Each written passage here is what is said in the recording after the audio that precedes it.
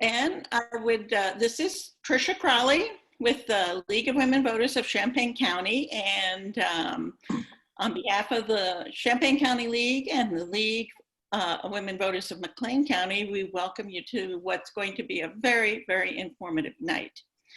A couple of Zoom protocols. You are all muted when you come in, when you came in, because to reduce background noise, improve the quality of the recording.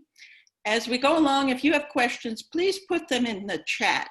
And we have a couple league members who will be monitoring the chat.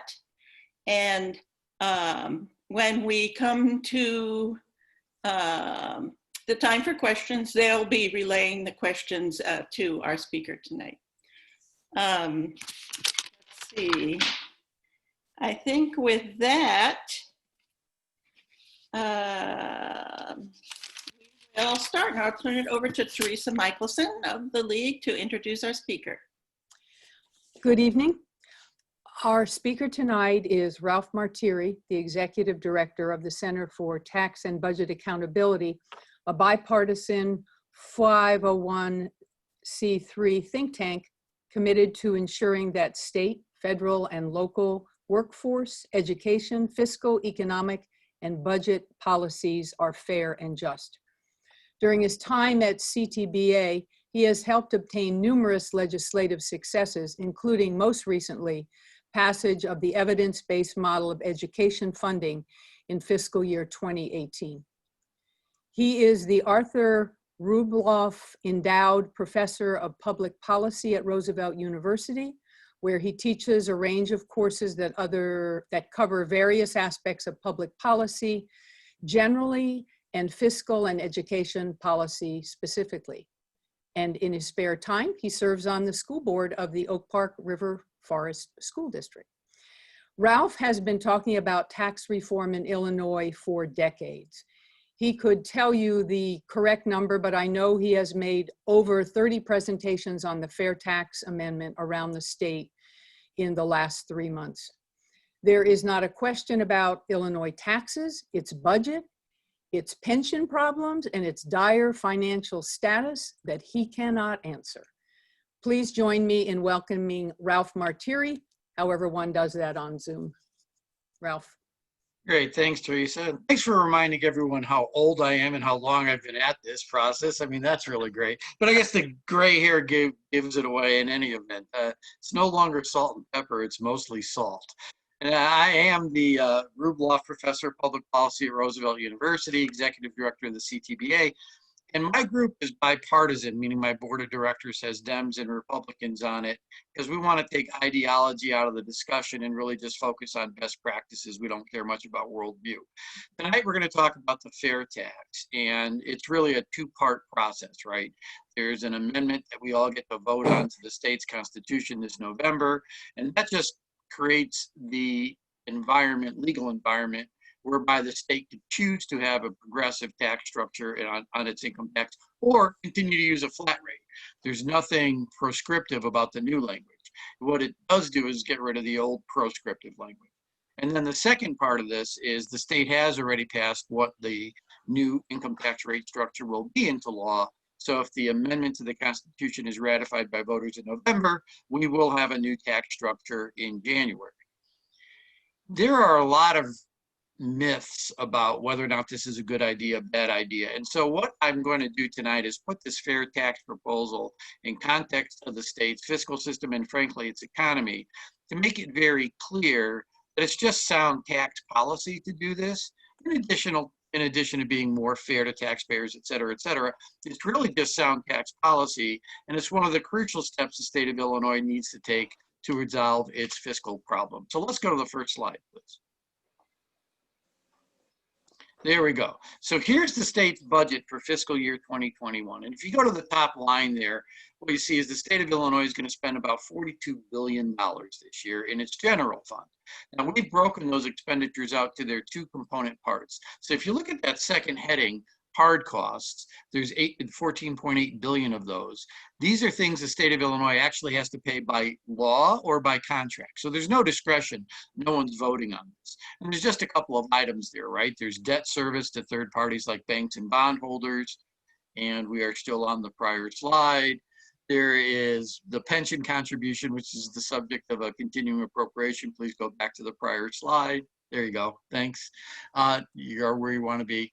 There are other statutory transfers out, and then there's group health insurance on state workers. So that's 14 of the billion of the 42. Then there's the general fund service appropriations for the public services that the state's going to fund this year. And I've highlighted that 96% of these expenditures really only go to 4 large categories: education, healthcare, social services, and public safety. Now, education has 3 component parts, right? It's got early childhood, K-12, and higher ed. But the bottom line is 96 cents out of every taxpayer dollar that's spent on services in our general fund goes to these 4 things. And I highlight that because there's a lot of misinformation about the state needs better priorities. They need to be more efficient with our spending. Here's the truth. We underfund virtually every one of these categories, and I'm going to give you some of the data on that in a minute or two. And we not only underfund them all, but we can't afford our current funding levels. And the reason for this really tough fiscal situation we're in is bad tax policy. It isn't overspending on services. So one thing I'm going to highlight about it, these appropriation amounts you see by the different lines. So you see healthcare, including Medicaid, is going to get 8.1 billion, early childhood 544 million. Those are actually maximum potential spending levels. Not every category is going to receive its full appropriation. Why? Go to that penultimate line. It says unspent appropriations, 1.062 billion. The state knows it doesn't have the money to make all the expenditures appropriated. So it's going to cut these appropriations by $1 billion this year. We just don't know what is going to be reduced until the end of the year. So the bottom line is these spending amounts are the maximum potential spending amounts for these categories. Other's an interesting category. That's literally everything else state government does. So it's economic development, it's environmental protection, it's the parks, it's central management services, it's even all the state constitutional officers. And that's really only 4% of our general fund expenditures. So we really need to be focusing on the fact that our fiscal system doesn't support these services, and these services are core to communities statewide. Next slide, please. So how bad is our fiscal condition? And the answer is really, really, really bad. And for 2 reasons. One is the natural flaws in our state's fiscal system, and the other, of course, is COVID-19. The pandemic has driven down revenues, as you would expect. So let's look at what our fiscal condition is, and I will isolate out the impact of COVID-19 versus our natural problem. So go to the very top line of this graphic, and you can see the state's projected to have $42.9 billion in revenue this year to support those expenditures on hard costs and current services, which sounds good because that's exactly what they're going to spend. However, we're really not going to have that much revenue to cover those expenditures, and here's why. So let's start with the deductions from this revenue, the things we know we have to spend.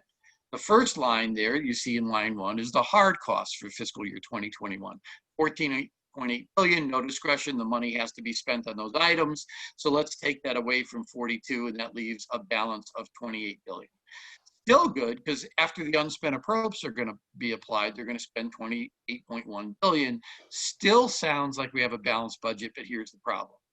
There's $8.4 billion in unpaid bills left over from the end of fiscal year 2020 that will have to be paid by state law before the end of this fiscal year. So whenever you have, it's called an accumulated deficit in fiscal speak, but it's just unpaid bills. Whenever you have unpaid bills left over from the prior fiscal year, they become a drain on your revenue in the next fiscal year. So we got to take that 8.4 billion out, because by law it's going to be covered. Those bills are going to be paid, meaning we only have 19.7 billion in current revenue. We are going to spend 28.1. That's our third line. So our deficit stays at right around 8.4 billion in unspent bills. And now for the impact of COVID-19. So COVID-19 reduced our anticipated revenues this year by 5 billion.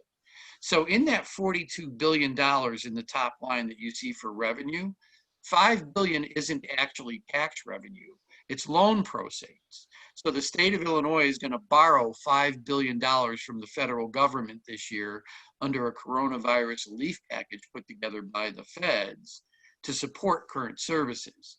So that $5 billion in revenue loan proceeds does help us get through this fiscal year. However, going to next fiscal year, we don't have that $5 billion in revenue, number one. And because of COVID-19, it's not going to come back, at least not next year. And number two, we got to start repaying it. So the actual deficit that will carry forward from the end of the current fiscal year we're living in to next fiscal year, which begins, next July, is $13.4 billion. Now, how big is that? It's huge.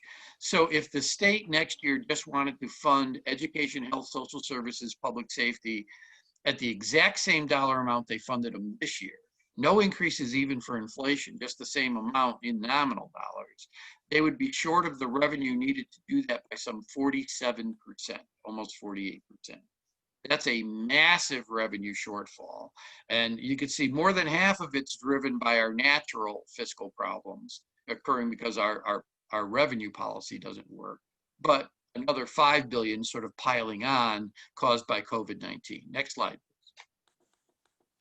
So I said we have these natural problems. I want to give you the picture of that. It's called a structural deficit when your revenues won't grow with your expenditures over time. Illinois had one of these structural deficits literally for decades, going back to the late 1960s, early 1970s. That's when the University of Illinois actually first identified the state structural deficit. So let me explain how this works, because it's actually a very easy concept to understand, but it explains why we have so many problems from a fiscal standpoint in Illinois, including high property taxes, so that should be interesting to you all, and unfunded pensions, also interested to you all, right? So go to the far left-hand corner in this graphic. That's fiscal year 2019. Let's assume revenue and expenditures that year were honestly equal. They weren't. There was about a $7.5, $8 billion deficit, but let's assume they were equal. All right. If you just adjusted for inflation and population growth, and you assume a normal economy, so this graphic is not impacted by COVID-19, it's assuming normal economic growth. And you also assume there's no change in law. So there's no added programs, no expanded programs, no new programs on the spending side, no change to tax policy on the revenue side. Will our existing law on revenue continue to support our existing expenditures on services, plus pay off all the debts we've incurred over the last 20 years? And the answer is no. The yellowy green line at the top, that's our cost projection going forward. Our red line below is our revenue projection. So even if the state had started with a balanced budget in 2019, which it didn't, our revenue growth would not continue to support our current level of services and our current debt. Now, we've had one of these, like I said before, for generations. And so on a bipartisan basis, my group is bipartisan, so I will take shots at both political parties, and they are both equally responsible for the fiscal mess we are in. This is truly a bipartisan issue. All right. They didn't want to solve this problem in the way you really should solve it to make it a sustainable resolution. How is that? You either raise taxes up to support your revenues, or you cut your expenditures all the way down to your revenue line and keep them there. You keep cutting them every year. Well, 96% of our expenditures are on education, health, social services, and public safety. They're not going to cut those every year all the way down to revenue, because that won't get folks reelected. So they don't like to do that. Raising taxes, believe it or not, is also a politically difficult thing to do. So rather than do the fiscally responsible thing of actually raise the revenue we need to support our services or cut our services way down to our revenues, they decided to do two irresponsible things to hide this structural deficit for a period of years. Irresponsible thing number one, A, both the state and local governments pay for education. Let's make local governments pay most of that cost. So for generations now, the state of Illinois has been underfunding K-12 and intentionally pushing the primary responsibility to fund K-12 education away from state revenue and down to local property taxes. This is why property taxes are high in Illinois, this structural deficit. It's because the state has forced local schools to cover the vast majority of educational expenses with property taxes. Number two, they said, gee, we have this long-term obligation to fund our pensions. It's called the normal cost, right? And it's determined by actuaries, and every year they said, here's the amount. If you put it in, you'll have what you need to pay off benefits when the folks currently working retire. It's called your normal cost contribution. Hey, let's just not make that. Let's write an IOU to the state pension systems, i.e., borrow against what should be going in to cover our normal cost contribution, use that revenue that should have covered normal costs to instead cover some of the gap in our revenue growth, and just agree to pay the pension systems back later. It's literally borrowing to spend. Well, you can't be more irresponsible fiscally than that when you're borrowing to spend on current services. That's why I've always laughed at the phrase tax and spend liberal. It's like one of the goofiest things I've ever heard from a fiscal standpoint. If you tax and spend on police services, are you liberal? If you tax and spend on educating children in public schools, are you liberal? No. If you tax to spend, what you are is responsible. You're saying these are core services we need to provide, and so we're going to raise current tax revenue to cover. If you borrow to spend, you're neither liberal nor conservative, you're irresponsible. You're putting off today's costs on future generations. And so that's what they've done. Next slide, please. When you have a structural deficit, you really have to determine whether or not out of control spending on services is driving that deficit, or it is in fact a revenue problem, like I keep saying. Well, here are the data that absolutely prove it's not a spending problem, irrespective of all the talking heads out there. Go to the far left-hand column there. That is what the state spent on those core services that consume 96% of our expenditures in fiscal year 2000, 20 years ago, under Republican Governor George Reliance. You can see they're all itemized. I didn't itemize other, and then, you know, net general fund service appropriations total. The next column is just adjusting those expenditures from 2000 for inflation and putting them in current dollars. So if you read those two lines, pick any one of them. Let's just pick on K-12 education. They spent $4.6 billion on that in the year 2000. To have an exactly equal expenditure in the year 2021, they would have to be spending $8.2 billion. Those are equal numbers after you adjust for inflation. So in real terms, that's $4.6 billion in 2000 is the equivalent of $8.2 billion today. The third column is what's in our budget. Now remember, this is the fiscal year 2021 budgeted amount. These items are going to be cut by $1 billion. I don't know what's going to be cut yet. So we're comparing the inflation adjusted number, what it should be, to what the maximum potential appropriation will be. And then the final two columns are whether or not we've actually increased spending or decreased spending in each line by dollar amount and by percentage. Go to the final bottom corner in the right-hand side there. Overall today in Illinois, we're going to spend 20% less on education, healthcare, public services like public safety and human services than we did 2 decades ago in the year 2000. 20% cut in real terms. A lot of folks say, well, we should be looking at cutting spending. We have been cutting spending consistently over time for most items in real inflation adjusted terms. And that hasn't solved our problem. But when you look at this data, it makes it very clear spending on services isn't the driver of the issue. Now let's look at the two categories at the top where real expenditures have actually increased over time when you isolate them. K-12 education. Over the last 20 years, we are now spending 1.39% more on K-12 education today than we did 2 decades ago. That's it, 1.39% more. All of that growth occurred in the last 3 years because of the new school funding formula. Actually, Teresa and mentioned when I was being introduced, the evidence-based formula. Under the evidence-based formula, the state has a target of increasing K-12 education every single fiscal year by at least $300 million over the prior year in nominal dollars. So they did that each of the first 3 years the bill was in place. So fiscal year 2018, 2019, and 2020. That's a total of $900 million, almost $1 billion more to K-12 education. And with that investment, literally last year, we finally got above where we were in the year 2000. So there's the good news. Here's the bad news.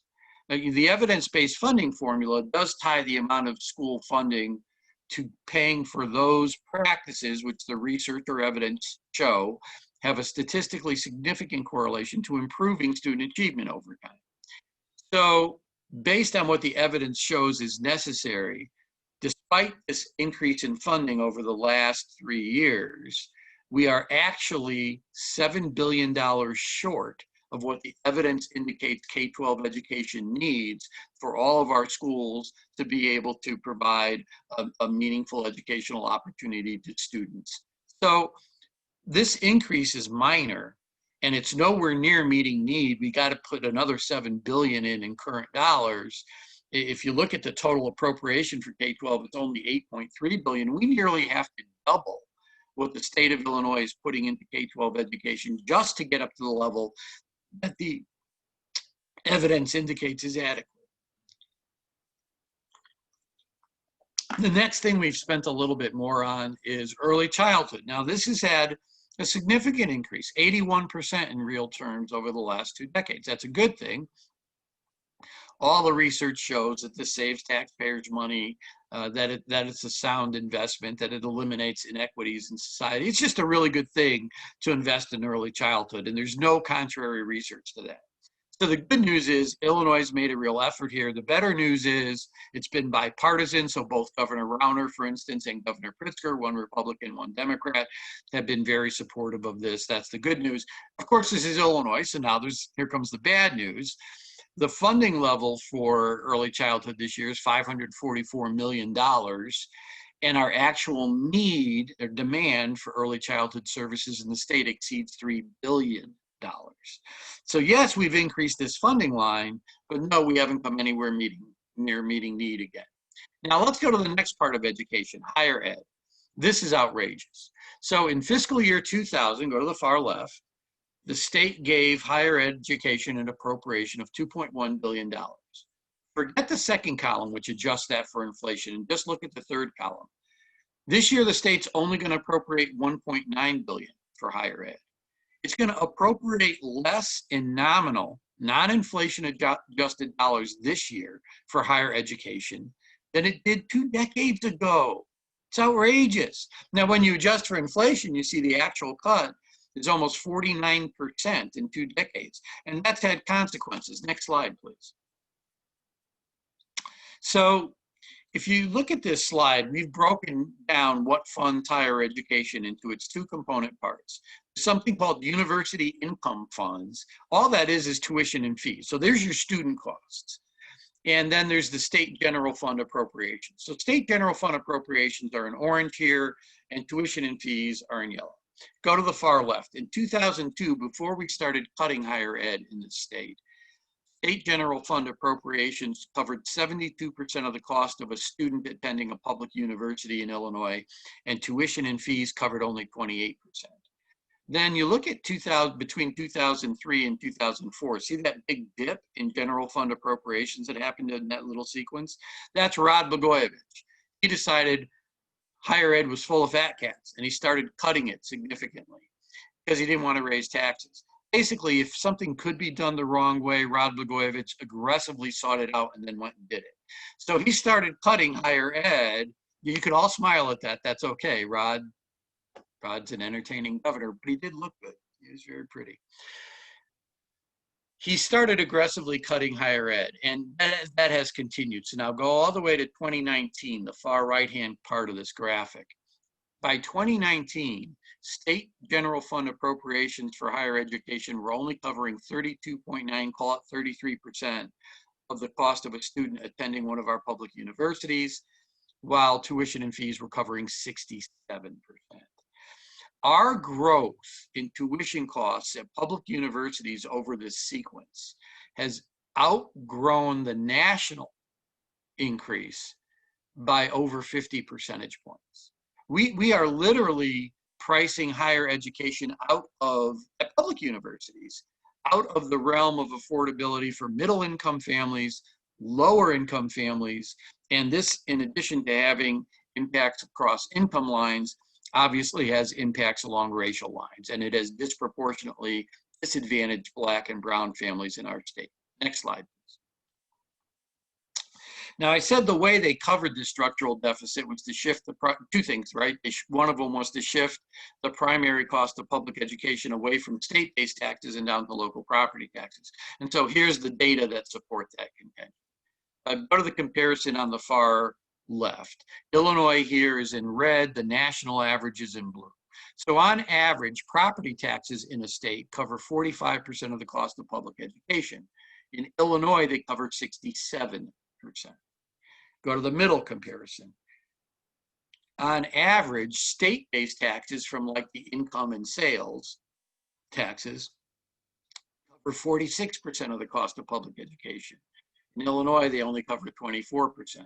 We're literally the outlier in both cases. And at the end, you can see what the feds cover. Hey, Ralph, can I interrupt you for a second? I've got a technical problem I'm trying to solve, and that might involve stopping the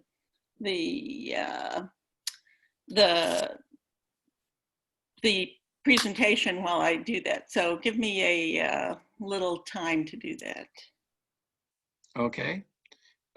Teresa, can you put on the interim music that we can play? You know, the da da da da. Okay.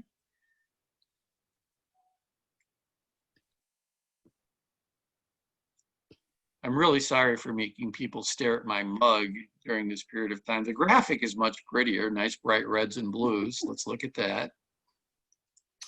Well, here my inexperience in this format is really showing. So let me see.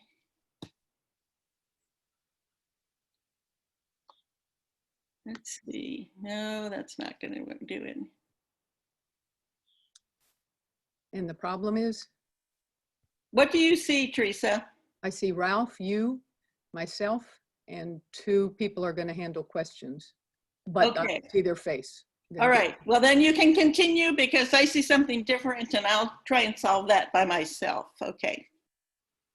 Oh, we're sorry you're having technical difficulties, Tricia. And I will quiz you afterwards to make sure you got the whole thing. So know that I'm going to hold you accountable. So Illinois is literally the outlier here in both cases. We rely more on property taxes to fund K-12 education than any other state, #1 in the country, and we rank 50th in the portion of K-12 funding covered by state-based taxes. This is why our property taxes are so high. And there's no way to get off the addiction of property taxes in Illinois without eliminating that structural deficit and building the fiscal capacity at the state level for the state to fund education in an appropriate level, and then rejigger the reliance between property taxes and state taxes. So that's #1. And obviously #2, this is a lousy way to fund schools because it ties the quality of public education a kid gets to the property wealth of the community in which the kid lives. That's highly inequitable. #3, from a tax policy standpoint, it's a lousy way to tax people. It's a very unfair way to tax people. How do I know that? Next slide, please. Oh, good. All right. Here we go. So this shows you how much property taxes have grown in Illinois versus median income on an inflation-adjusted basis in real terms. So between 1990 and 2018, after you take out the impact of inflation, property taxes in Illinois grew by almost 70% in real terms, while median income only grew by 11%. So our property tax burden in Illinois is growing at close to 6 to 7 times the rate of growth in income for most people. That's problematic, right? Because you don't pay property taxes out of your property. You don't, dig up a portion of your lawn and mail it in to cover your property tax bill. You pay it out of your income. So this is a very unfair way to tax most people. Most people's incomes just don't keep up with this. Next slide, please. It's also a very bad way to tax businesses. So This was a study done by Ernst & Young, the big accounting firm, and it's a review of what taxes businesses actually pay in Illinois. This is Illinois specific data. So you can see, go to the far left, property taxes make up almost 46% of all the taxes paid by businesses in Illinois. It's by far and away the largest tax burden on businesses in our state. Go to the middle of the graphic, you can see the corporate income tax is only 4% of the corporate tax burden. And a little further down, you see the individual income tax is also only 4% of the corporate tax burden. Now, why would individual income taxes be business income taxes? And the answer is there are a number of, in fact, most business entities are never liable to pay the corporate income tax rate because of how they're structured. If they're partnerships or limited liability companies or S corporations, they're exempt from paying corporate level taxes. However, the owners of those businesses pay personal income taxes on the profits of those businesses in accordance with their respective percentage ownership. So if Teresa here owned 50% of an S corporation that made $100 in profit, taxable profit, her personal income taxes, because she owns 50% of that business, would include $50 of income that represent 50% of that business's profits. So you can see the income tax is just not a very big tax burden for businesses at all. It's almost de minimis, but the property tax is high. And we all understand why that is. Next slide, please. The other bad thing I said the state did was not fund the pensions, take what should have gone into the pensions to cover normal cost, and instead use that money to hide the structural deficit and write an IOU to the pension system. In 1995, under Governor Edgar, with then Speaker Madigan, is he still around, by the way, Speaker Madigan? Anyway, he was around in 1995. He worked with Governor Edgar, and they passed the pension ramp. And you've all heard that phrase. All it was a debt plan to repay what was borrowed from the pensions over a 50-year period. So from 1995 to 2045. And what they did when they passed this new law was basically codify the practice of underfunding the pensions for 15 years and then backload the repayments of the debt for now. So if you look at this graphic, you add those two bars together, that's the total payment the state has to make under the pension ramp every year until the ramp ends in 2045. I broke the payments out to their two component parts so you can see what the real problem is. The pink bar at the bottom, that's the normal cost of funding benefits being earned by state workers. You can see that's not only by far and away the smaller part of the contribution, it's declining. Why is it declining? In 2010, state passed a tier 2 system of benefits, providing a significantly lesser benefit than the old tier 1. And so most employees now, over 50%, are tier 2. They're in the lesser system, which is why the normal cost of funding the benefit is now going down. We're at a point where it's going down. The blue bar, that's the responsible plan for repaying what was borrowed. Does that look responsible to you? Which of these two things do you think is causing our problems? The benefits or the debt service plan passed in 1995? Don't think too long. This is not a trick question. It is obviously this backloaded ramp. And I'm going to tell you how backloaded that is. So let's go to current times. We're in fiscal year 2021. If you look at the graphic between 20 and 21, just the debt service part of this ramp increased by $500 million on a year-to-year basis. $500 million, $500 million. Why is that so significant? Our total general fund revenue growth between fiscal year 20 and 2021 was $106 million. So the growth in the debt service was 5 times greater in amount than our growth in revenue on a year-to-year basis. Now look how that debt service grows coming out into the future.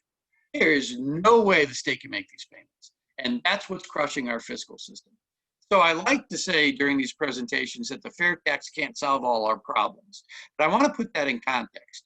It can't solve all our problems because we've done a lot of goofy things like borrow against the pensions. This requires its own fix. We just have to re-amortize that pension debt, create a responsible payment plan that grows the funded ratio every year till the systems are healthy, but does it at an affordable cost so that it doesn't eat into the growth in revenues like this ramp does, and allows us to bring down our overall debt and cover service costs. And that's a doable thing. We've actually put together a program that would save $45 billion in debt service costs between now and the end of the ramp and still get the systems from where they are now. They only have 37% of the assets that they need. That's called 37% funded. You're supposed to have 80% to be healthy. They only have 37%.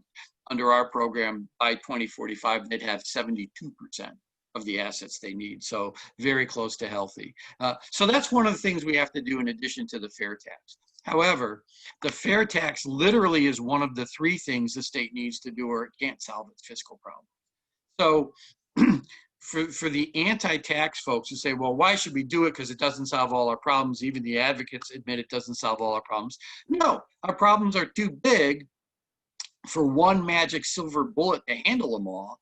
That said, this fair tax is literally crucial. It is one of the core things we need to do if the state's ever going to resolve its fiscal problems. That's just the truth. Next slide, please. And this is a picture of that re-amortization. I'm not going to spend a lot of time on that today. The current pension ramp is this red line that you see going up. The light bars are how we would re-amortize the pension debt, and that new money we'd put in would be through pension obligation bonds, the repayment of which are included in these light blue bars. So it's something that really works, saves the state a ton of money, saves taxpayers a ton of money, requires significantly less in tax increases. One of the things we need to do. Next slide, please. So I said it's a revenue problem, and here's some of your proof. So our revenue on an inflation-adjusted basis today has just returned to where it was in 2000. We've had no growth in real terms in revenue for 2 decades. And that's scary because in the year 2000, our personal income tax rate was 3%. It is now 4.95. And our corporate income tax rate was 4.8%. It is now 7%. We ran the numbers. If those rates hadn't been increased in the last few years, today's revenue would be almost $8 billion less on an inflation-adjusted basis than what it was back in the year 2000. And that's how poorly performing our revenue system is in the modern economy. So we clearly have, you put all this together, we don't have a spending problem in Illinois. We underfund all our core services. We've cut spending on those core services by 20 percentage points in the last 2 decades. That's huge. That's a huge real disinvestment. Meanwhile, our revenue doesn't even support our current level of expenditures. And the reason for that is it's not designed to work in the modern economy. And one of the primary reasons for that is the failure of our tax, of our income tax to have a graduated rate structure. Next slide, please. And so here's what our revenue would be. You see these red bars if our income tax rates were still what they used to be. It's an ugly story, and it is what it is. It just demonstrates how poorly designed a flat income tax is in the modern economy. Next slide. So now you get to see the picture of my horrified taxpayer. So I said, yes, when you do have a structural deficit that's primarily caused by bad tax policy, you got to change your tax policy in a way that raises revenue to eliminate the deficit. So you do need a tax increase. I told that to this fine young lady in an elevator. That was her reaction. And I took her picture, and she's forever going to live in my PowerPoint slides. No, that's a joke, but there you go. That's how most people react when they hear tax increase. So if you got to increase taxes, then you have to understand the challenges of tax policy. Next slide, please. The first challenge, and this is just the truth, wherever your needs are greatest, your resources are least. Wherever. So that means your tax policy has to focus some tax revenue generation on people and individuals of wealth to spend in communities of need. If your tax system doesn't do that, you will not be able to fund services to the level needed by your state population. That's not ideological. That is something we at the center call math. That is the math. So if that's the case, is there any guidance we can have for what you should do? And the answer is we do have guidance from a gentleman by the name of Adam Smith. Next slide, please. So who's Adam Smith? I'm sure everyone in my audience out there knows who Adam Smith is. Adam Smith is the gentleman who invented capitalism. He wrote a wonderful tome on economics that was published back in 1776 called The Wealth of Nations. That's right, 1776. America, capitalism, born together, meant to be. Arg! So I'll be meat-eating capitalist. I know I am. I have a copy of The Wealth of Nations on my desk, actually. Actually, my desk in my office. I guess I don't have it at home anymore now that we're all working from home. I'm going to have to go fix that problem. Anyway, Adam Smith actually had a lot to say about how you should design taxes in the economy that he created, all right? So I'm going to read this quote because it's that important. He said, the subjects of every state ought to contribute to the support of government as nearly as possible in proportion to their respective abilities, that is, in proportion to the revenue which they respectively enjoy under the protection of the state. As Henry Home Lord Keynes has written, a goal of taxation should be to remedy inequality of riches as much as possible by relieving the poor and burdening the rich. Let me say that again. Taxes should be designed to remedy inequality of riches as much as possible by relieving the poor and burdening the rich. Now, there's only one tax that can do that, and that's the income tax. Why? Every other tax and fee is regressive. That is, it takes a bigger chunk out of the earnings of a low to moderate income family than it does out of an affluent family. Every other tax and fee that supports state and local government.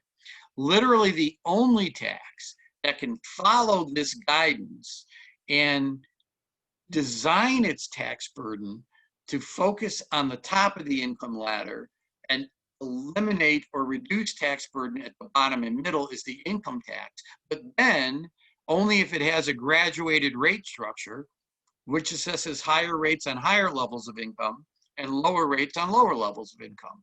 When you are required by Constitution, like Illinois is, to have a flat income tax, the income tax literally can't do what it is supposed to do, which is offset the natural regressivity of every other tax and fee available to government. Now, why did Adam say this is the way taxes ought to be designed? He theorized that in a capitalist economy, economic growth would always disproportionately advantage top income classes over the bottom and middle because of bargaining power.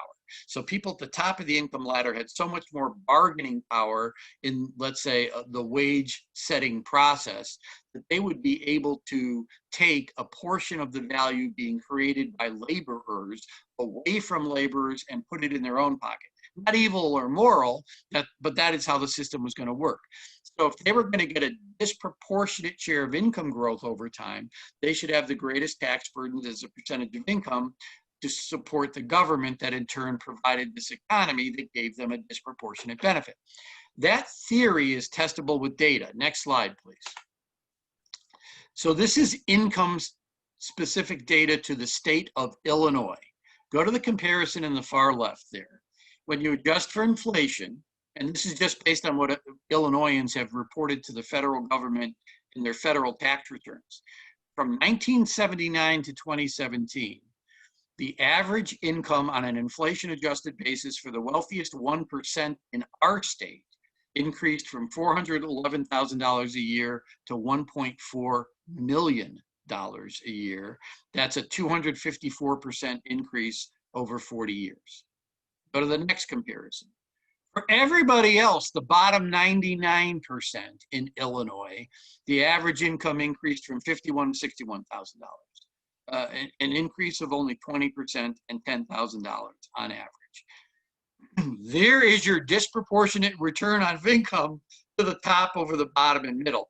Now, literally the bottom 90% of earners in our state on an inflation adjusted basis are actually taking home less today than they did in 1979. Their incomes over this period were negative. So all that growth in average income really occurred just in the top 10%. But as you go up the income ladder, the top 2-3% really see big spikes. And here's the data that demonstrate it.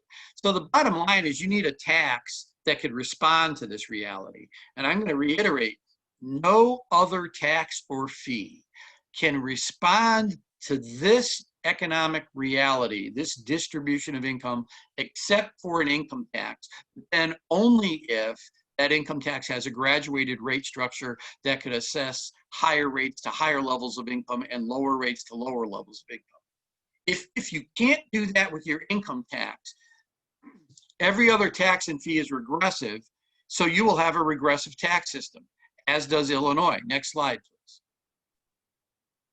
So this is tax burden as a percentage of income in Illinois, and it's the direct opposite of what Adam Smith said it should be. It's regressive, it's not progressive.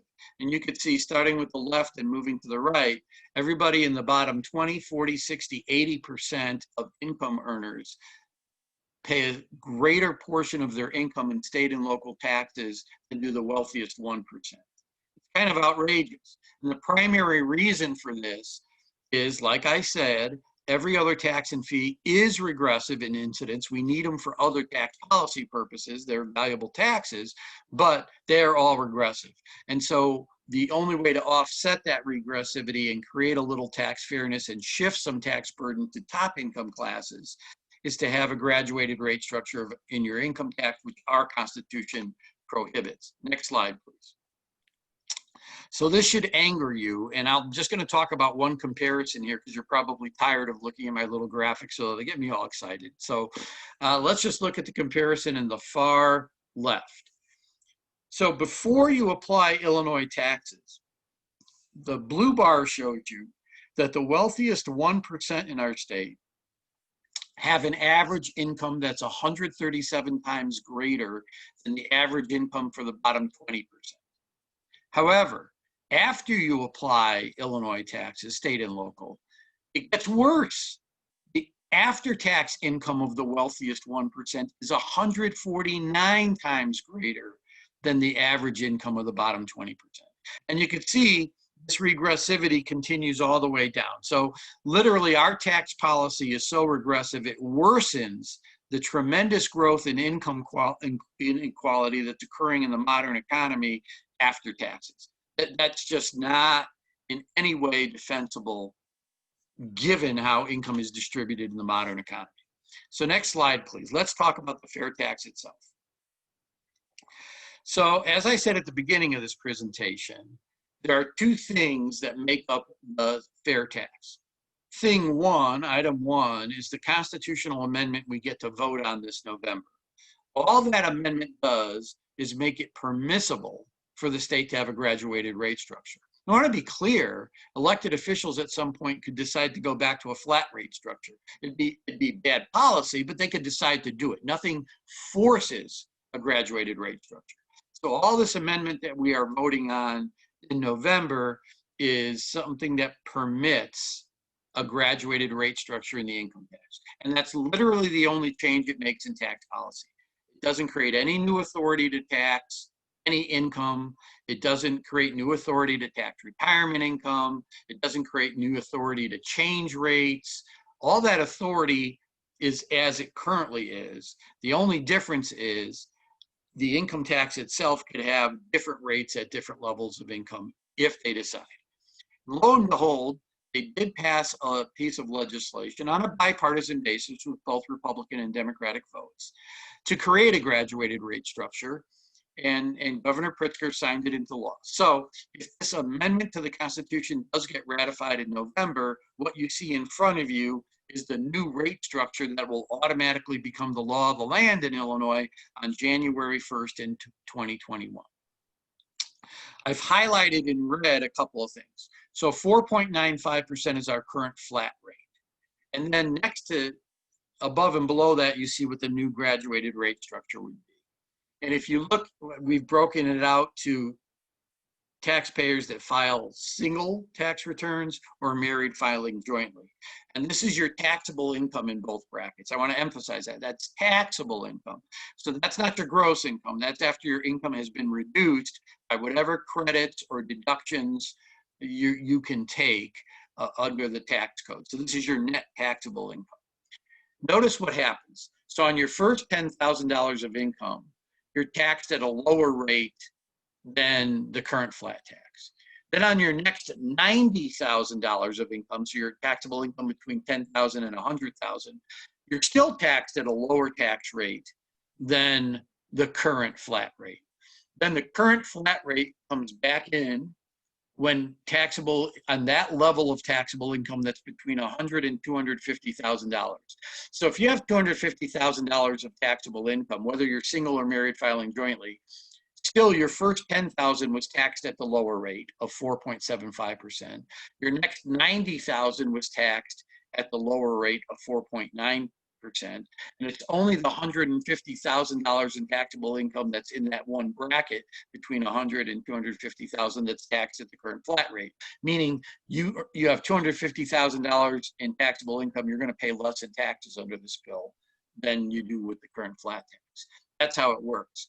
That 86% you see highlighted on the right side of the graphic is just to let you know 86% of the state's taxpayers have taxable incomes below $100,000, 86%.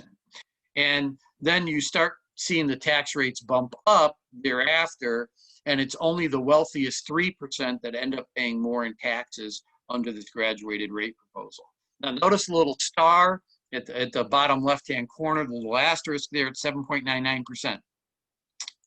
So this is the one thing that's different from what I just said. If your taxable income is over $750,000 if you're single, or over $1 million if you're married filing jointly, you don't get any of those graduated structures below you. You go from paying a flat rate of 4.95% on your taxable income to a flat rate of 7.99%. That impacts 0.3% of the taxpayers in Illinois. 0.3%. So there it is. This is the structure. Next slide, please. How does it work? Pretty well. So it does cut income taxes for 97% of taxpayers in Illinois. Only the wealthiest 3% will pay more. Hopefully when you saw that income inequality graphic, you can get that they could actually afford this increased tax burden. In a non-COVID-19 economy, it would raise about 3.6 billion in revenue. It's going to raise less, obviously, in the current economy, but not significantly less. And here's why. Look, the pandemic has really been brutal. 30 million Americans today are claiming unemployment insurance, right? We've lost a ton of jobs, but those job losses have been clustered in lower paying jobs. In fact, 30% of the jobs in the bottom two wage quintiles have been lost during the pandemic. Only 5% of the jobs in the top wage quintile have been lost, meaning this pandemic has singled out its economic devastation for low and low middle income and middle income earners. And it has not, although it's harmed wealthier families, not had anywhere near the negative impact on them that it has had at the bottom and middle. So while it's going to raise less in revenue because the top hasn't been impacted quite as negatively as everyone else, they've been impacted but not as negatively, it'll still raise somewhere around, our rough estimate at CTBA is about 2.5, 2.6 billion in revenue. And then when the economy turns around in a couple of years, and it will take a couple of years to turn around, it'll go back to generating this amount and growing over time. Our new top rate of 7.99% compares pretty favorably to other top rates in the Midwest and states that have graduated rate structures. Minnesota's top rate is 9.85%. Iowa's is 8.5%. This is already current law in those states. Wisconsin's top rate is already 7.6%. But what's interesting is our top rate of 7.99 only kicks in when income gets to $750,000 a year taxable income if you're single, and $1 million a year or more taxable income if you're married filing jointly.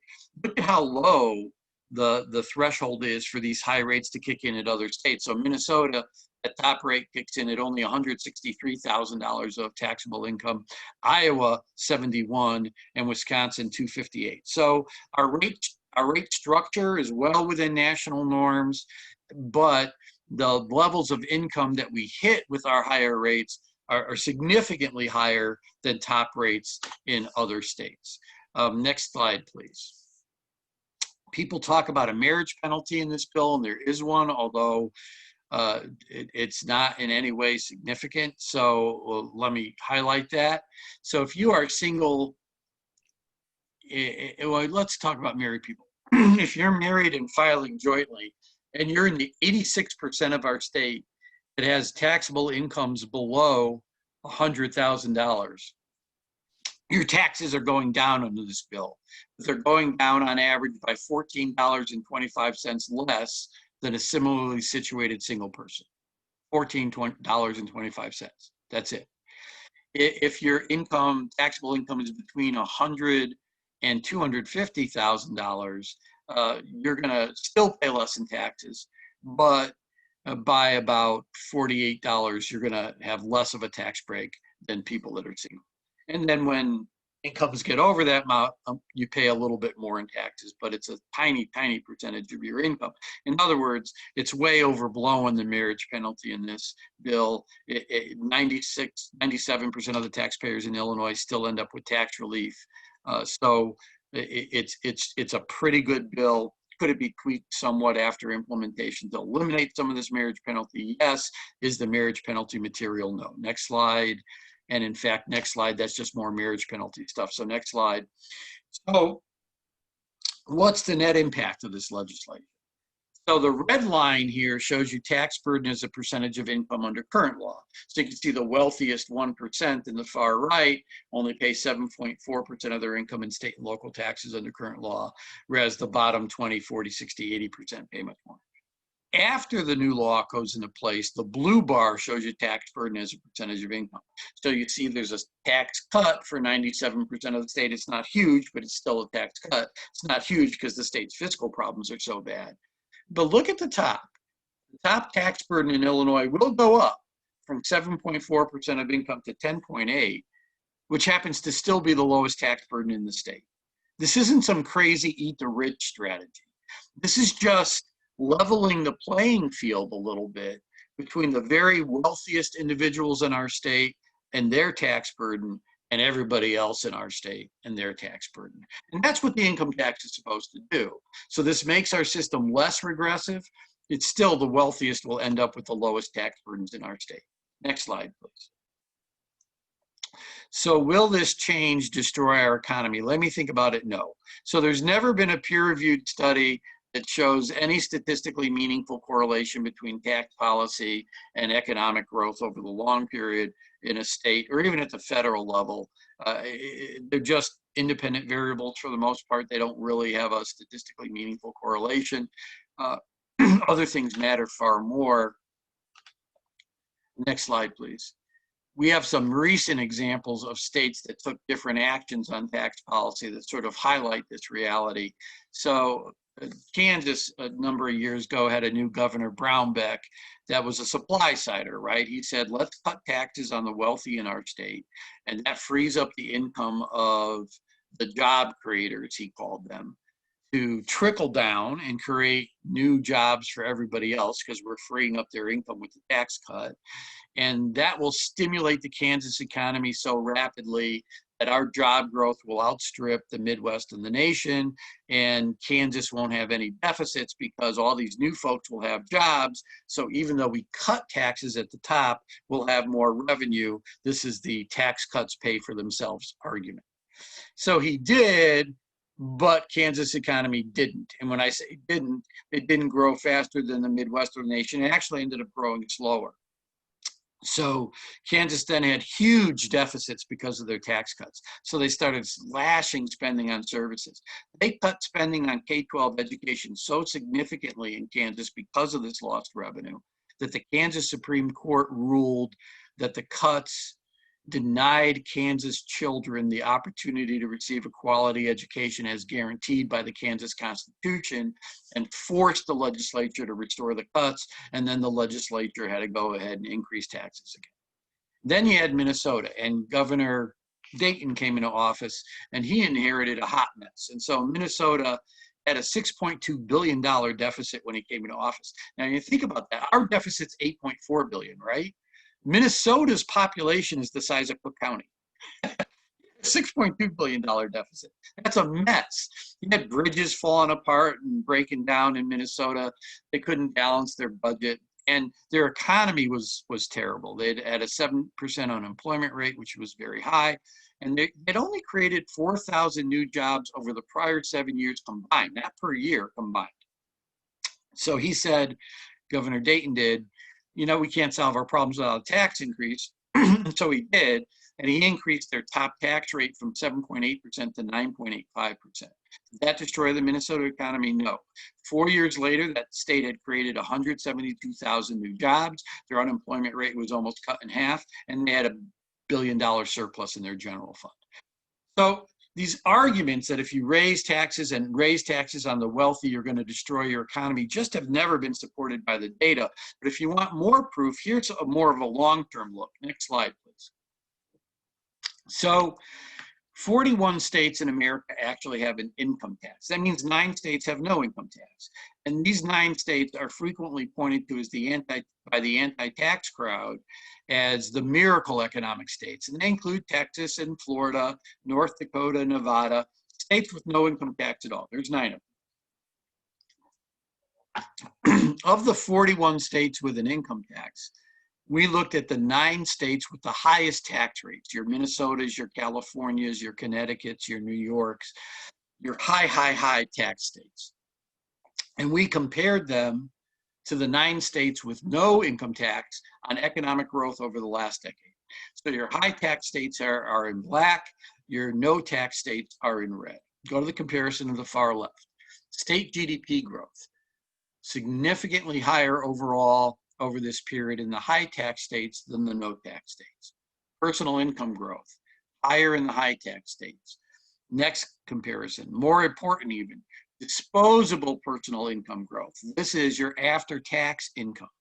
Even in the high tax states, after applying that high tax burden or rate, they still had greater disposable income than what folks had in the no tax states, meaning consumption was greater in the high tax states than the no tax states. Now that's hugely important because our economy is driven by consumption. In fact, 68% of all economic activity at the state and federal level is consumer spending. So when you have higher consumption, you have better GDP growth, and that's what the data show. But the data also show is being high tax doesn't destroy your economy, and there's no correlation. And this doesn't, and I'm not making the argument that if you raise your taxes, you tax yourself to prosperity. What I am saying is your tax policy should be designed to work in a modern economy, and you should make your investments in things like education, health, and social services to the level needed to meet demographically driven demand. If you do that, your economy will be fine. If you don't do that, your economy will suffer. And that's really more of the picture that this graphic shows. I guess the other question on the economy is, should we be raising taxes during a downturn in the economy, and a significant one like we have for the pandemic? And the answer is yes, if done the right way, i.e. if done on a graduated basis. And that's not me talking, that's Nobel Prize winning economist Joseph Stiglitz. He looked at Congressional Budget Office data for all states and how well they recovered from the Great Recession. And what he found was those states that raised taxes on the rich during the Great Recession actually recovered faster than states that didn't. And instead of raising taxes to maintain investments in services, they cut spending. States that cut spending to balance their budget took a much longer time to recover from the Great Recession than the states that raised taxes. Now, why is that? Well, if you raise taxes on the wealthy, you don't reduce their consumption. The reason for that, you saw that tremendous growth in income inequality. their incomes have been growing at the top so significantly on an inflation-adjusted basis that when you tax them a little bit more, i.e. take some of their income growth away to fund services, they don't spend less in the economy. They have what's called a low marginal propensity to consume. Any change in their income, up or down, doesn't really materially change their consumption patterns. Low and middle income folks, however, have high marginal propensities to consume. That means every additional dollar they get, whether through tax relief or a job raise, they'll spend and spend in their local economy to boot. However, every dollar of income they lose translates to a dollar of lost spending in the economy.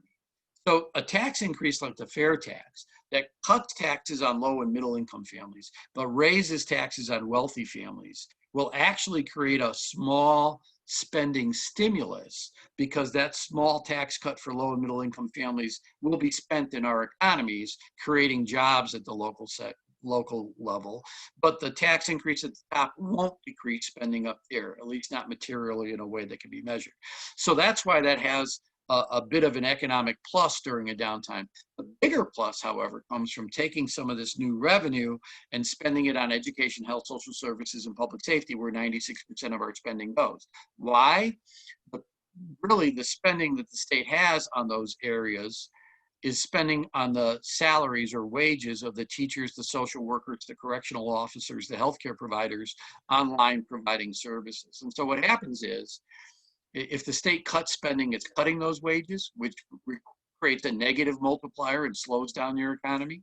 But if the state maintains or increases that spending with the revenue for the tax increase, guess what? They spend it in the economy, once again, creating a bump.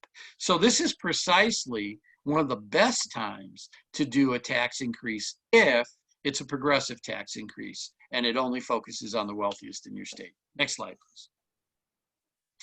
So now I'm just going to quickly take on a couple of myths that I keep hearing about the fair tax. Myth number one, well, yeah, this rate structure might be good for the middle class, and it does cut their taxes by a little bit, but as soon as they get a graduated rate, they're going to go nuts. They're going to raise taxes willy-nilly, and everyone's going to be paying more in taxes in a year because the hole's so big. So first of all, it's a silly argument, right? Because they're not going to use the income tax to fill that whole structural deficit. As I said before, this is the income tax reform they need. They need to then restructure their pension debt. They need to do a couple of other things with the sales tax base, and then they can solve their problems. They can't solve it all with the income tax, no matter what they do with the income tax. So this is the income tax solution, and it's needed. That's number one. But number two, if we don't have a graduated rate structure, that means any income tax increase has to be paid by the middle class. What are they talking about? The only way they could even design a tax increase like the one that's on the table that only impacts the wealthiest is if you have a graduated rate structure. Number three, and here's the kicker, of the 41 states with an income tax, 32 have a graduated rate structure. So we at the center look to see if those states went crazy raising taxes over the last couple of decades, and the answer is no. So if you're a middle income family living in one of these states that has a graduated rate structure, over the last couple of decades, you have an 80% chance of having your tax rate not change at all for 2 decades. All right, you have a 13% chance of having your tax rate cut. Yes, you have a 5% chance, very small, of having your tax rate increased.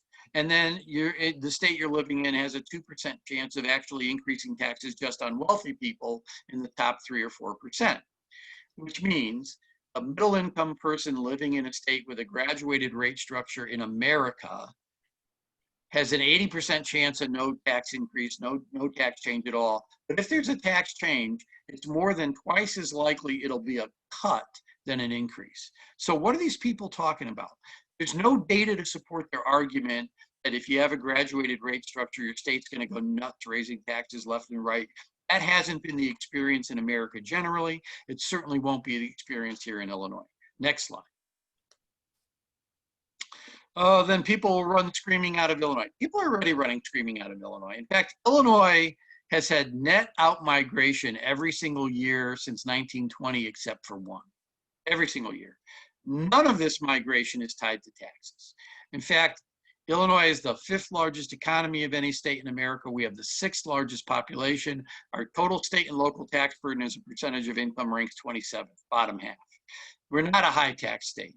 People, and there's never been a study that shows a statistically meaningful correlation between migration and tax policy.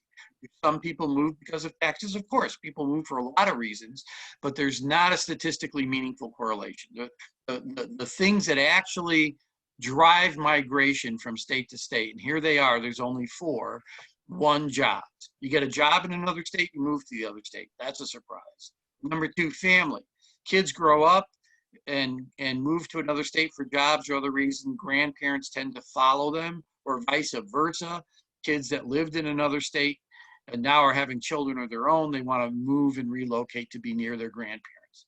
3, and this is going to be hard to believe if you live in Illinois, which I'm assuming all of you do, but apparently some people like to live in states that have nice weather. What, you know, it doesn't make any sense to someone in Illinois, but yes, that has a meaningful relationship.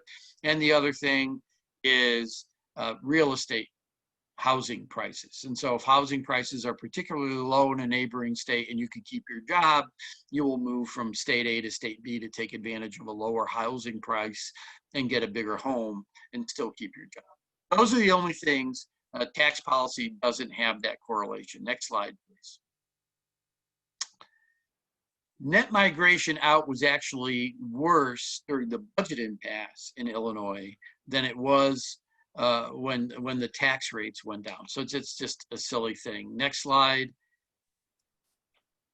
The people leaving Illinois are not at the top of the income ladder. So this is really hard to see, but if you go and look at that red line, the red line is the change in tax returns by income level. And what you can see is the people leaving Illinois, so the reduction in tax returns, are people earning about $25,000 or less. Once you get to that point, those folks really aren't leaving Illinois, they're staying here. And so our state is losing population primarily because we don't have jobs for low and low middle income families. And so they're going to other states to get those jobs. Next slide, please. So then the argument transfers to being migration in general, when you kill that with data, to being millionaire migration. Well, but millionaires can move because they have the wherewithal, so they will move if we tax them more. We got to keep them in state. No, they won't. So this is California. And in 2013, California increased its tax rate on millionaires from 10.3 to 13.3%. Huge jump, right? Right. Look at, go to the middle of this graphic. There's the number of tax returns each year represented by that bar by millionaires. 2013, look at 2014, 15, 16, and 17. The net number of millionaires in that state increased every single year after they passed a special tax on millionaires. They didn't go running screaming out of California. In fact, they had net migration in of millionaires. Minnesota, same thing. When they increased their top tax rate, their number of millionaires continued to grow thereafter. The only study that's ever found any statistical relationship between a millionaire's tax and migration, and it's really great research, by the way, it was done by Stanford University professor who looked at New Jersey's millionaire tax from a few years ago. Now, New Jersey's uniquely situated in what's called the tri-state area. So if you live in New Jersey, you could equally live in Connecticut, New York, or Philadelphia and maintain all your business contacts. So there's this 3-state area there you could move to avoid a bad tax policy if you were so inclined. And what they found was after the millionaire's tax passed, that net migration of millionaires in New Jersey did increase by 0.8%. That's it, not even 1%. Meanwhile, New Jersey, much like California, much like Minnesota, despite a slight and barely measurable increase in migration out of millionaires of 0.8%, still saw net growth in millionaires every year thereafter. So it's just a total scare tactic that doesn't have any basis in reality. And I'm gonna end the presentation with really the income tax is if you take a master's course on tax policy like the one I teach at Roosevelt University, so I'm sure you're all you can take it online now, so you're all gonna sign up for my master's class, you'll see that the income tax has a role to play.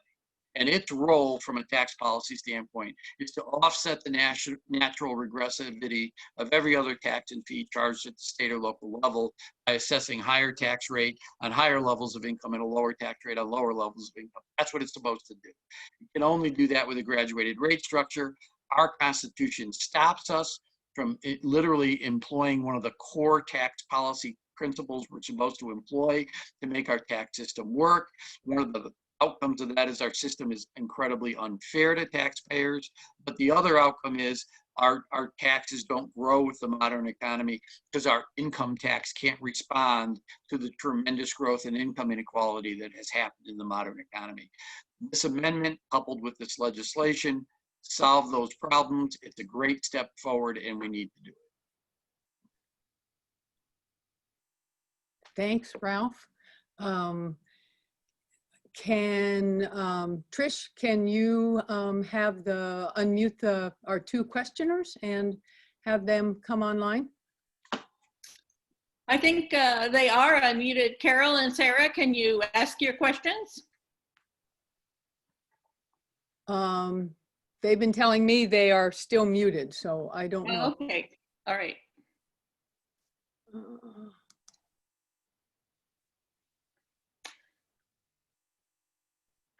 So you need, you can unmute yourself now. Okay, Ralph, I do have a question. Someone is asking, your slide with the fair tax, cutting taxes for only 97% of the taxpayers and with only 3% likely seeing an increase. Why do you think there's such an opposition to it? It's mostly ideologically driven, although a lot of the money behind it is the big money. Ken Griffin, who's a multi-millionaire, billionaire, whatever, is one of those who's funding the opposition. But the Koch brothers always are opposed to this. There's a whole worldview that is anti-tax, anti-public sector spending. And so any effort to raise taxes, particularly on the wealthy, they oppose. They tend to view tax policy through the supply side lens, where they believe cutting taxes on the wealthy is the way to stimulate economic growth. It's never worked, by the way. We're going to be coming out with a research paper that's a meta-analysis of all the data in our national economy since we've gone to supply side in 1980 that shows that it's just never worked. But it's an ideology that doesn't die. So that's where the opposition comes from. It's primarily ideologically driven. And it's primarily driven by very wealthy folks who don't want to pay more in taxes. But there's just no evidence to support any of the critiques or contentions they make, which is why it's so frustrating. I'll give them credit for one thing. They're very good at framing and messaging. So even though there's no data or evidence to support their arguments, they still couch their arguments in a frame that appeals to a lot of people and is effective. So it's a real challenge to overcome that kind of spending. But that's who it is, and that's what they're doing. And I think this other question kind of tags into that. Why do you think the Illinois Chamber of Commerce is against the fair tax? Same thing. Okay. Sarah, can you? Yes. Okay. Ralph, thank you for your very informative presentation. You reference that there are other needed reforms that will address the state's enormous budget deficit. But honestly, most, or at least some voters, are very skeptical about the Illinois legislators actually doing anything about the deficit. So what can... Yeah, well, so let me allay that skepticism. I mean, that's a great question. And so remember, our first tax increase in decades was really the temporary tax increase that passed into law in 2011, right? Where our income tax rate jumped from 3 to 5% on a 4-year basis temporarily, and then phased back down to 3.75 thereafter. So when that happened, before that tax increase was implemented, our general fund had an accumulated deficit of around 16 billion. It was just under, it was like 15.9 something. So call it 16 billion. In the 4 years the temporary tax was in place, it was the 4 years preceding Governor Rauner coming into office, they paid that deficit down to 5 billion. They cut spending on services because there still wasn't enough revenue to not just increase spending, but they literally had they couldn't even flat fund it. So they cut spending on services, they reduced the deficit, and then they covered the growth in that stupid pension ramp that's so backloaded and unaffordable. That's what they did. And then Governor Rauner came in and he said, you know what, I want that temporary tax increase to phase out. So it did, by law, and the rate went from 5 to 3.75%. Our revenues plummeted, and our deficit exploded. And in the first 3 years of Rauner's administration, the deficit grew from 5 billion to almost 14 billion. And that's why in his third year in office, on a bipartisan basis, the General Assembly passed a tax increase over his veto and a budget over his veto to start bringing it back down again. So number one, recently legislators have been far more responsible in their utilization of new revenue. They get the structural deficit stuff, and they really do want to get it under control.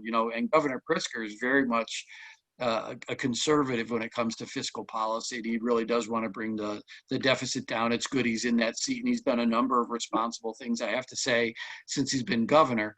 So that's all good. And we do have this track record. And then the other area where, voters should have a little confidence is the allocation of spending. So 96 cents out of every dollar the state spends through its general fund just goes to four things, right? Education, healthcare, social services, and public safety.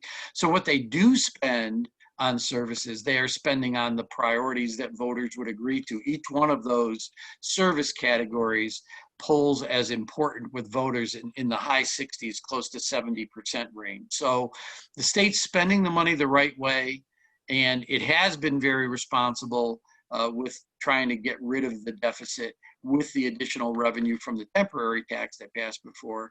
But now we're in a new world, a new situation, and we absolutely need this as one of the 2 or 3 things to solve our long-term fiscal problems. I want to be clear about another thing. So they say that, it's only 3.5 billion, even if you got it all, and the deficit's over 8. So it's not even half the problem. So don't you got to jump up taxes just to balance your budget this year? No, you're not going to be able to balance your budget in 1 year. You got to balance it over 5, 6, 7 years. I mean, it didn't take us a year to get in this mess. This deficit grew over decades. It's going to take a while to resolve the problem. And I always thought that, if you're at the bottom of a hole and you want to get out, the first thing you start doing is stop digging. You got to stop digging the hole. The hole's been created by bad revenue policy. We got to raise new revenue. And if we got to raise new revenue during the COVID economy, should we raise that from low and middle income families who have been disproportionately harmed by the job loss, or from affluent folks who've had tremendous growth in income over the last 40 years and who have not been harmed nearly to the level as low and middle income families? You tell me. Thank you. Ralph, I have another question that we've been given. This person says, I will vote for the fair tax, but I still worry about my retirement income being taxed. Can you give any assurance that will likely not be done? Yeah, I mean, absolutely. So let me answer this in a couple of different ways, because this is a fun one. So first, have you ever heard of an organization called AARP? You ever heard of those guys? Yes. They fully support the fair tax, fully on board. They also are against ever taxing retirement income. Why would ARP be full square on board with the fair tax if there was even a scintilla of a chance that it could possibly lead to taxation of retirement income? So there's just sort of a common sense answer, but if you really dig through the data, this amendment and this legislation create zero new authority to tax retirement income over and above what exists today. They could tax retirement income today. Nothing changes.